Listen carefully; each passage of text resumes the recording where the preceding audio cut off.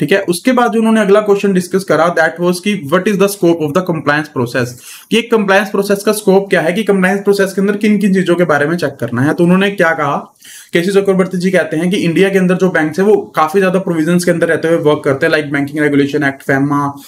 RBI act, income tax act, PMLA etcetera, वो सारे के सारे क्या करते हैं, बिजनेस और बैंकिंग को कंट्रोल करते हैं। उसके साथ साथ आरबीआई क्या करता है, टाइमली बेसिस के ऊपर पीरियोडिक रेगुलेशंस लॉन्च करता रहता है। उसके बाद बैंक जिस लोकेशन के अंदर वर्क कर रहा है वहां के लोकल लॉज और उनके क्या होते हैं, लोकल रेगुलेशंस भी होते हैं। उसके अलावा जो और आपकी एजेंसीज है like internet Indian bank association हो गया, फेडाई हो गया, वो भी क्या कर रहे हैं, अपने इंडस्ट्री स्टैंडर्ड्स एंड कोड्स निकालते हैं, उनको भी हमने क्या करना है, फॉलो करना है। उसके बाद ऐसे बैंक जो स्टॉक एक्सचेंजेस पे लिस्टेड हैं तो उनको सेबी के द्वारा दिए गए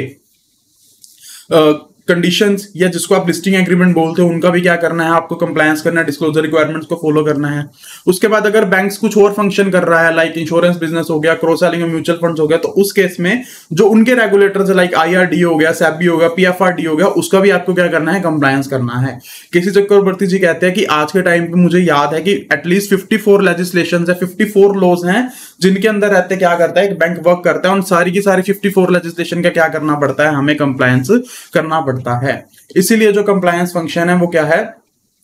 लीगली बाइंडिंग से किसमें जा चुका है, standards of integrity and ethical conduct के अंदर कन्वर्ट हो चुका है। क्या अगर आप इसको करते हो लीगली तो आपको करना ही करना है, बट आज के टाइम पे इसका मतलब हो गया कि अगर आप कंप्लायंसेस कर रहे हो तो आप अपनी इंटेग्रिटी एंड एथिकल कंडक्ट के स्टैंडर्ड्स को क्या कर रहे हो, मेंटेन कर रहे हो। उसके बाद